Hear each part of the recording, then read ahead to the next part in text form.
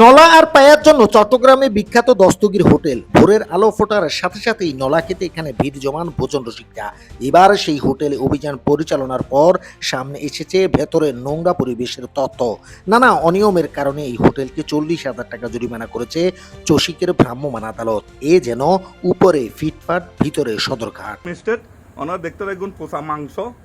আজ বুধবার দুপুরে মোমিন রোডের দস্তগীর হোটেল সহ কয়েকটি হোটেলে অভিযান পরিচালনা করে জরিমানা করা হয়। জানা যায়, মানব স্বাস্থ্যের জন্য ক্ষতিকর পরিবেশে খাবার উৎপাদন করে আসছিল দস্তগীর হোটেল।